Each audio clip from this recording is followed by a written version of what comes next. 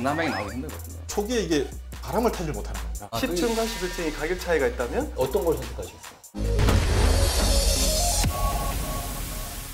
이번엔 모델하우스 얘기를 좀 해볼게요. 뭐 전문가들이시니까 모델하우스 하면 사실 가보면 실제 집이랑 조금 다른 것 같은데 하고 하시는 분들은 꼭 있어요. 그러면 그렇죠? 그래서 막상 또 입주했더니 그때 나 모델하우스 갔던 때랑 조금 여기는 좀 다른 것 같은데 이런 분들이 있는데 이거 사실은 뭐 건설사에서 그거를 뭐 속이려고 한 건 아니지 않습니까? 일단 디스플레이라는 게 아까 말씀하신 것처럼 화장의 개념이거든요. 예. 이쁘게 만들어야 최대한 잘 팔 수 있잖아요. 그렇죠. 그래서 일단 디스플레이가 없다고 생각하고 집을 보거든요. 그렇게 되면 이렇게? 공간감이 느껴지고 또 상상이 그렇죠. 상상을 해서 네. 아무것도 없다고 생각하고 보셔야 돼요. 막상 우리 집을 생각해 보세요. 다 물건 깔려 있죠. 구질구질. 쓰레기에 뭐 휴지통 있고 뭐 다양하게 런닝머신에 막 살아있는 빨래 모습들. 널려 있고 뭐 이렇게. 그렇기 때문에 입주하고 나서 다르다라는 얘기를 하시는 거예요. 기본적으로 우리가 모델하우스를 건립하는 거는 그 동에서 네. 가장 층고가 높은 층을 기준으로 건립을 해놓거든요. 그러다 보면 가장 큰 나중에 입주 때 가장 불만이 뭐냐면 내가 모델하우스 가서 봤을 때는 되게 넓어 보였는데 높아 보이기도 하고. 왜 내가 입주할 때 보니까 네. 왜 이렇게 낮아? 천장이 왜 이렇게 낮지? 왜 낮아? 니네 잘못 찍은 거 아니야? 이렇게 말씀하시는데 예. 분명히 모델하우스에서는 거기 벽면에다가 본 모델하우스 건립은 몇 층, 층고 몇 층, 1층 기준입니다라고 적혀 있어요. POP. 예, 그걸 꼭 보셔야 돼요. 그걸 안 보시고 그냥 겉만 보다가 예. 나중에 왜 이렇게 방이 작지? 거실이 이렇게 작아. 이렇게 낮아. 얘기하시는 분들이 있는데 예. 그건 저희가 속이는 게 아니라 약간 놓치신 거죠. 자동차를 팔 때도 사실 풀옵션으로 전시를 딱 해놓고 그렇죠. 예. 그걸 보고 이제 판단을 하시지만 내가 옵션을 몇 개 빼면 네. 상대적으로 조금 불편할 수도 네. 있는. 자, 그리고 제가 열심히 자료 조사를 해서 지금 여러분 이 부동산 커뮤니티에 글이 올라와 있는데 이 중에서 가장 핫한 글들, 댓글이 많은 글들을 제가 좀 찾아봤습니다. 여러분들한테 의견을 한번 물어볼게요. 2천여 세대의 단지, 위치에 따라 동마다 2억 차이가 가능한가요? 라고 하셨습니다. 아파트 값이 대략 뭐 8억에서 한 10억 정도 할 경우에 꽤 많은 세대수의 대단지에서 위치에 따라서 2억 정도 차이가 난다라고 하는데 이게 가능한 건지 아니면 그냥 호가 부풀리기 용인지에 대해서 질문을 주셨어요. 가능하죠. 가능해요? 네, 충분히 가능하다고 봅니다. 2억 정도 차이가 나요. 더 날 수 있죠. 서울시 같은 경우에 단지가 하나 있고 역을 끼고 있다면 네. 동이 통상 1000세대짜리 아파트면 동이 한 10개를 쳤을 때 네. 지하철에 가까운 동과 멀리 있는 동의 거리가 걸어봤자 5분 10분이거든요. 그렇죠. 그러니까 이 아파트에 안 살고 그냥 이 지하철역을 말버스 타고 다니는 사람 입장에서는 네. 아니 여기 뭐 101동이나 110동이나 똑같은 건 아니냐라고 하지만 그렇죠. 실제로 불편하거든요. 불편하고. 그러니까 저희 입장에서는 뭐 5분 걷는 것도 엄청나게 부럽지만 예. 이분들은 1분 걷는 사람이 더 부러운 거예요. 그에 따라 가지고 집값의 차이가 나는 것도 이제 얘기는 많이 들었습니다. 아니 근데 진짜 궁금한 거 이건 원론적인 질문인데 역세권이 비싸잖아요. 근데 자동차로 출퇴근하시는 분들은 왜 역세권을 사는 거예요? 난 그게 항상 궁금했어요. 아무래도 집은 재산 가치에 대한 그래서 그런 평가도 거죠? 되기 때문에 본인이 이게 지하철 뭐 타시려는 그런 게 부분도 중요한 것 같습니다. 아무래도 역세권에 예. 가까우면 가까울수록 집값이 더 올라가니까. 그 자동차 흰색이나 검정 사는 거랑 비슷한 거구나. 그렇죠. 나중에 팔 때 중고차 값 때문에. 그렇죠. 알겠습니다. 비유가 적절하셨네. 예, 아유, 감사합니다. 다음 질문입니다. 발코니 통유리가 점점 짧아지고 창의 모습이 변하는 등 점점 변해가는 아파트 구조와 시설. 사실 분양가 올리기 위한 꼼수라는 말이 있던데 진실은 뭔가요? 라고 하셨습니다. 요거는 건설사 입장 말고 소장님들의 솔직한 의견을 한번 들어보고 싶습니다. 근데 지금은 또 달라진 게 뭐냐 그러면 이제 그 시기는 지났습니다. 지났고 지금은 아무리 뭐 원가 규제를 한다 하더라도 기본적인 분양가를 받을 수 있는 상황이 됐기 때문에 그렇죠. 많이 오른 상태이기 때문에 말씀하신 뭐 분양가 원가의 그런 부분은 뭐 아니라고 보시면 될 것 같습니다. 그래요. 다른 분들도 어떤 의견이 있습니까?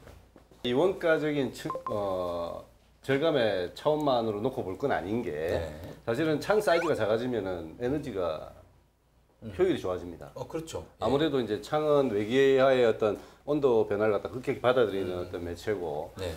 기본적으로 우리 창 사이즈는 작아질 수밖에 없어요. 왜냐하면 콘크리트와 거기에 단열재가 붙는 게 훨씬 에너지 효율이 높기 때문에 예. 그죠? 서로 윈윈해가는 어떤 결정과 과정이다라고 저는 판단을 하고 있습니다. 그래요. 네네. 뭐 좀 약간 예. 진정원 소장님 뭐 의견이 이게 창문 같은 게 이제 우리가 흔히 말하는 인면 분할창 네. 이런 것들이 이제 아파트가 사실은 내부의 이런 이제 우리가 디자인 요소라든지 네. 내부의 편의성을 강조하던 시대가 있었고 네. 또 아파트도 하나의 자산이다 보니까 외부 역시 이뻐야 되거든요. 외관이. 그렇죠. 사실 그런 원가 부분하고는 사실 관계가 없는 거고요. 트렌드 지금 대부분의 입주자들이 그걸 원해요. 그렇게 해달라고. 알겠습니다. 확실히 뭐 이렇게 확실한 거는 변하는 거는 이 트렌드가 단순한 유행이 아니라 정말 살고 싶은 집 그리고 살고 싶은 살기 편한 그런 집을 만들기 위한 그런 노력의 일환이다. 그것만은 분명한 것 같습니다. 자, 2020년도 이제 하반기에 접어들었는데 지금 뭐 각종 정책들이 급격하게 변화가 되고 그래서 사실 자이의 2020년 2020 하반기 분양단지 또 굉장히 궁금합니다. 오늘 특별히 소장님 5분이 오셨으니까 저에게만 몰래 소장님들이 정말 보는 이 지역 진짜 좋다, 전망 좋다 하는 그런 지역 어디가 있을까요? 솔직하게 좀. 제가 판단하는 지역이 하나 있는데요. 예. 그건 인천입니다. 요즘 언론상에도 많이 나오고 있는 지역이기도 하죠. 예. 뭐 GTX라든지 여러 가지 개발 호재는 분명히 많고요. 네, 그렇죠. 그런 지역에 올해 이제 나올 물량들이 좀 있습니다. 어디예요? 그 지역이 우리가 서해하면 떠오르는 게 있잖아요. 네. 서해안, 석경. 네.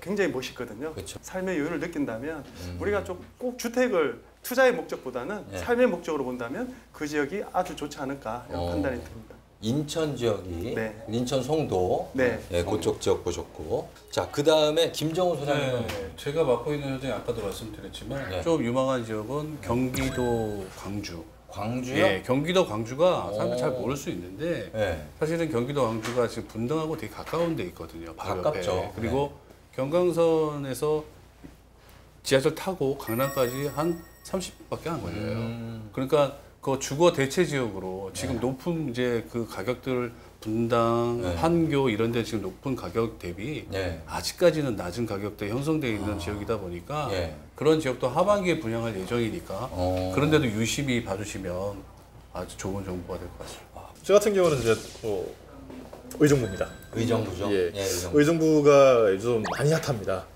이게 의정부역하고 거의 뭐 역세권이다 보니까 3분 거리 아니죠. 500m니까 한 7분 정도 됩니다. 7분 예, 7분, 7분, 8분 정도. 입지 자체가 거기가 저희가 시내 중심권역입니다. 네. 그러다 보면 인근에 로데오 거리라든지 아니면 백화점, 신세계 백화점도 예. 바로 이용을 할 수 있고 그런 부분에서 상당히 지금 장점이고요. 이래저래 저희가 봤을 때는 제가 의정부를 추천해드리고. 마지막으로 질문 하나 드려보겠습니다. 한 분씩 답해주세요. 먼저 신병철 소장님부터. 네. 신병철 소장님에게 분양 소장이란? 질문인가요? 네, 이거 짧게 한 단어로 답해 주시면 되는 공식 질문 같은 거. 이거 안경 써야 되나 이거? 아, 쓰셔도 됩니다. 신병철 떠오르는 게 분양 소장은 마이스트로다. 아이스트로 지휘자. 네. 저희 분양 소장들은 상품 기획 단계부터 계약하고 그리고 입주시킬 때까지 계속 고객 관리를 하고 네. 이 힘들고 긴 과정을 조율하는 예. 그리고 지휘자 같은 역할을 해야 되거든요. 실제로도 하고 있고. 예. 그래서 일단 마이스트로라고. 아, 마지막에 하나 챙겨가네요. 멋있었습니다. 박수 한번. 양복도 저 마이스트로. 박희석 소장님은 나에게 분양 소장이란? 분양 소장이란 백조다. 백조. 예. 화려함 뒤에 숨겨진. 모든 걸 사소한 하나부터 이것도 다 챙기다 보니까 예. 하다못해 주차장에서 고객 차량이 빠졌다, 사고 났다. 그 해결해야 돼요. 해결해야 돼요. 야, 진짜 A부터 Z까지 다 하시는구나. 저희가 뭐 화려한 모습보다는 네. 훨씬 그 밑에서 뭐 책임을 져야 되는 입장에 있다 보니까 사소한 것부터 해가지고 그런 부분에 있어가지고 지금 저희가 화려한 지고. 정말 애환이 있네요. 자, 이번에는 우리 박창현 소장님께 한번 뭐냐 이거 한번 분양 소장이란 나에게 뭐냐? 분양 소장이란? 제가 분양소장을 처음 할 때도 학생 같은 느낌이었고요. 학생이다. 예. 지속적으로 또 규제를 계속 내주시니까 그렇죠. 공부를 하지 않으면 모집 공부를 만들어낼 수가 없어요. 맞아요. 네, 그래서 끊임없이 공부했던 것 같고 지금도 제가 분양소장을 아마 그만두는 그때까지 아마 공부하다가 아마 그만둘. 예, 존경스럽습니다. 자, 그리고 나에게 분양 소장이란 김동성 소장님. 네. 나에게 분양 소장이란 그냥 한 집안의 가장이라고 생각합니다. 가장. 우리 전체 단지를 계획할 때 내가 산다라고 생각하고 우리 가족이 산다라고 생각하고 설계부터 마감 자재까지 그리고 우리가 할 수 있는 범위가 제한되어 있는 부분들 있잖아요. 네. 그 부분에서 가장 효율적으로 우리가 정작 필요한 것들을 하기 위해서 고민하고 노력하고 그런 가장이라고 네. 생각합니다. 책임감이 뒤따르는 가장 같은 역할. 좋습니다.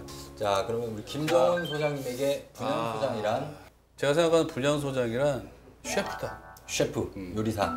청담동에 있는 유명 레스토랑. 이런 데에 몸담고 일을 하고 있는 셰프인 거죠. 그럼 저한테 주어진 그냥 예산, 예. 내가 갖고 있는 이 예산을 가지고 나만의 레시피를 통해서 시장에 가가지고 좋은 재료 이런 것도 사고 네. 어떻게 꾸밀까 고민하고 사람들한테 어떻게 알릴까를 고민을 해서 사람들이 맛있게 먹어주고 그거를 입소문을 내서 거긴 정말 분양 맛집이다 와, 그냥 라는 소리를 들을 수 있도록 그렇게 하는 하나의 셰프라고 생각해요. 예. 그러니까 이 소장님들 얘기를 종합해 보면 한 어디를 맡든 내가 그 맡은 단지에 대해서는 정말로 최선을 다해서 내가 지휘자처럼 요리사 셰프처럼 최선을 다해서 그 요리를 만들어내고 음악을 만들어내는 그런 총감독의 역할이네요, 그렇죠? 한 집안의 가장처럼. 예, 정말 멋진. 그리고 새로 공부해야 되는 학생과 같이. 그리고 화려해 보이지만 열심히 물을 젓고 있는 백조 같은 그런 역할들.